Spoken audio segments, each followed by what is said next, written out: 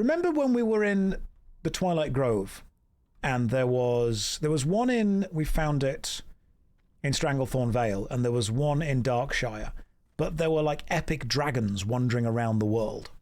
Are those epic dragons designed to be attacked by multiple level 60s?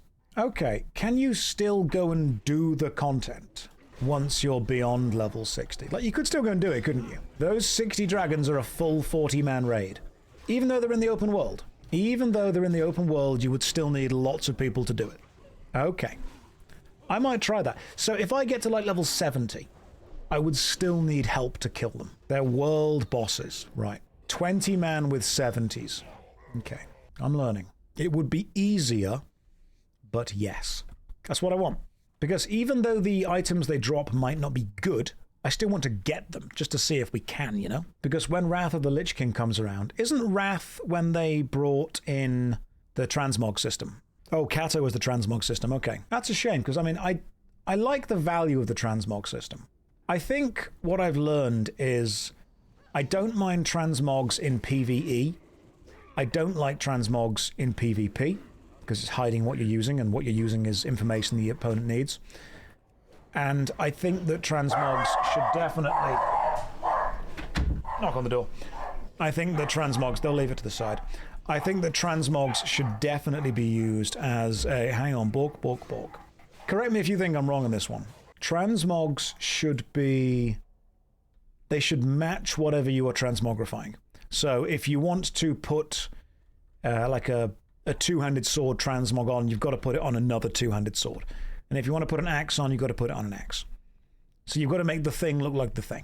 Also, do you guys let me know how you feel about this? I think that one thing that really kills MMORPGs pretty bloody quickly is when the transmogs start to become just real-life jokes. You know, and you can make like a double-handed sword look like a hot dog or something. Once that takes over, I think it's the downward spiral. I genuinely hate it. I think it looks really dumb and really stupid. As soon as the games company goes, hey, you know what? Let's make it so there's going to be like fun, silly, real life, stupid, you know, joke, over the top transmog. So it looks like you're wearing a suit of banana and your weapon is like a little teddy bear or something. I hate it. I genuinely hate it so much. Because what you're doing there is you are destroying the integrity of the visual aesthetic. The visual integrity of your game is being sold as a joke. And when you start to use your game as a container for nothing but jokes, the game itself becomes a massive joke. I hate that. It's immersive death. As soon as you can allow your players to purchase something that makes it look like they're playing a totally different game, what are you still doing? As much as I liked the mechanical fighting system in Terra, Terra did that as well. Terra completely sold out its aesthetic identity to just be stupid and dumb. It's the Fortnitification. And I think the damage it does, people don't understand when I say, oh, it does damage.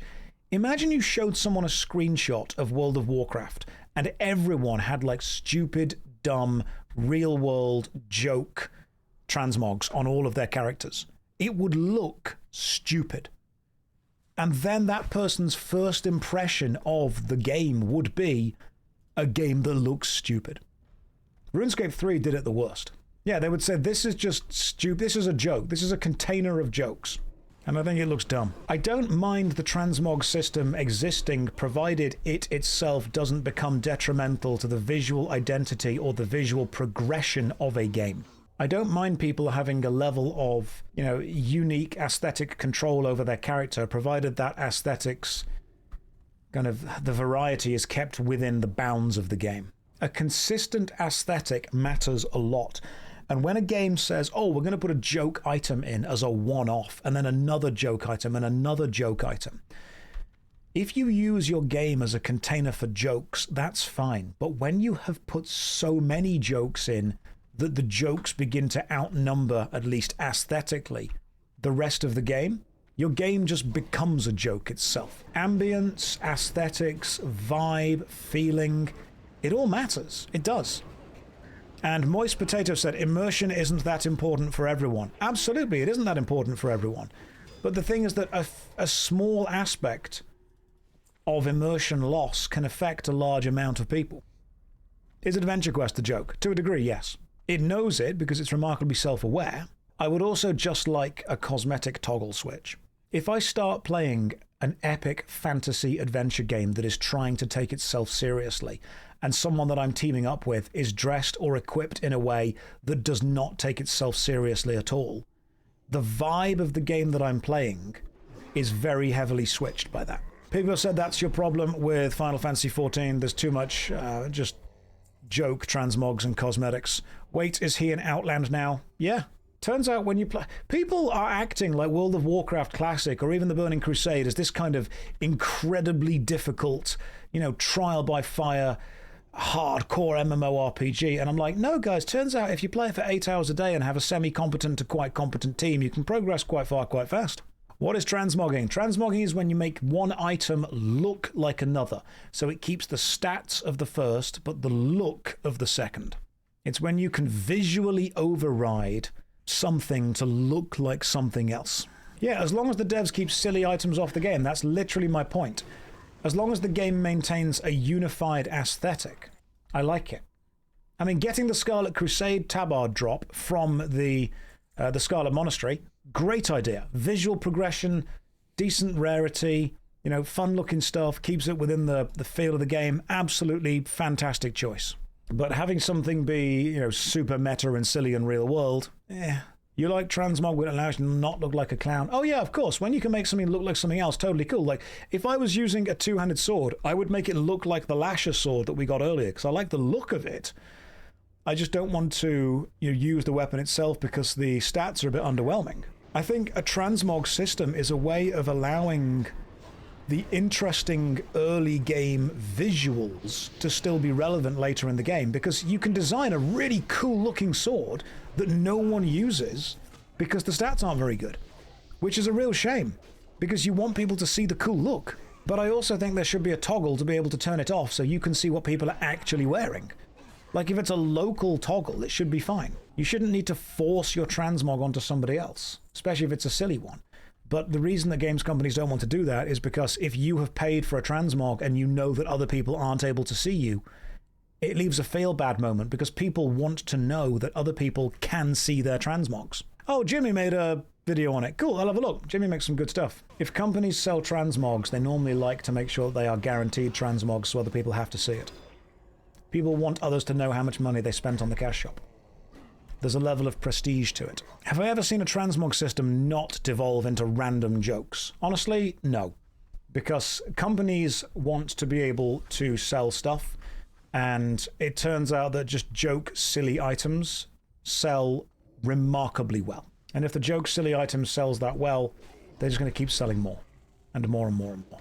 Completely disagree on the toggle switch. It's not just cash shop items. If I earn some kind of glam transmogging game and I use the appearance, other people should be able to see it. No cash shop involved. Why does what other people see you wearing matter? I'm not saying you're wrong. I'm saying, why does it matter? In an MMO, your character's appearance on other people's screens should be exactly what you set it to. So other people should be able to see what you set your thing to. Street cred. That's what it is. It's street cred. People care about other people's opinions of their characters. It is a way of showing off. There's a value to it. Sounds silly, but there is a value to it.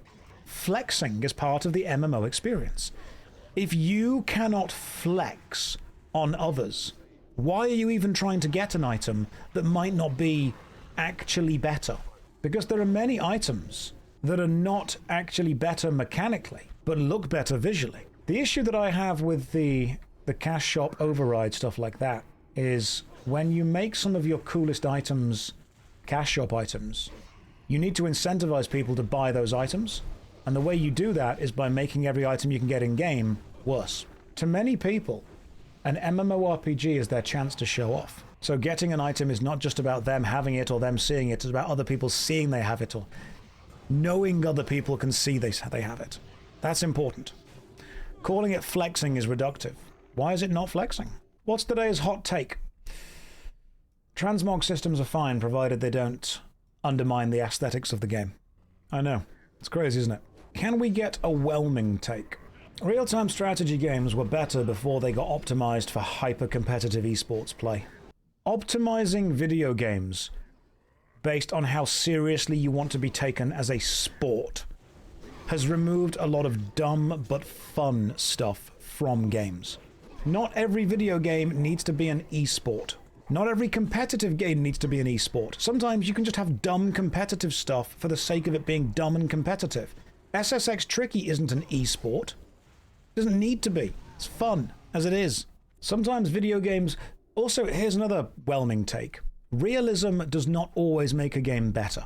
Just because something is realistic does not mean it is objectively more or less fun. It just is more realistic if you want to make it that way.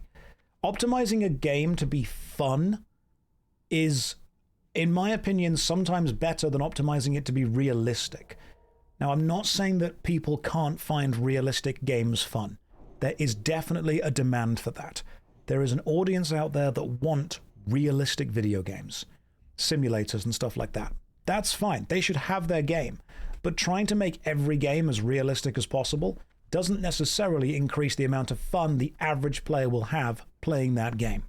Yeah, that's a great way of putting it, CodeGoat. Realistic flashlights in a horror game would last for hours because that's what flashlights do. Realistic graphics are often worse than having a distinctive art style. I've said this so many times. Stylistic choices are far more important than photorealism, unless photorealism is what you want to go for. If photorealism is essential to your game, then yeah, sure, go for it. If it's not, choose a style and stick with that. Photorealistic graphics are a choice. They are not and should not be the only choice. Have I seen what DLSS5 do? I have, I don't care. I don't think that improving the graphics necessarily improves the gameplay experience of a game. I think if a game has good gameplay, you can have bad graphics or lower fidelity graphics and still enjoy it. If a game has really bad gameplay, giving it really good graphics doesn't make it a better game, it just makes it a prettier game to sit through. Someone once, I made this point and someone said to me they completely disagree because Starfield with DLSS5 on looks better. And I'm like, yeah, but you're still just playing Starfield, which means that if you liked it before, you're going to like it now. If you didn't like it before, you're not going to go, well, you know, the mechanics and gameplay was terrible before, but now it looks better. I think it's just a gimmick. I think it's a tech gimmick that will impress people that don't necessarily play a lot of video games. I think if you have a tech gimmick, the clips don't do the whelming takes justice. Sometimes you want to say something that's just, really normal.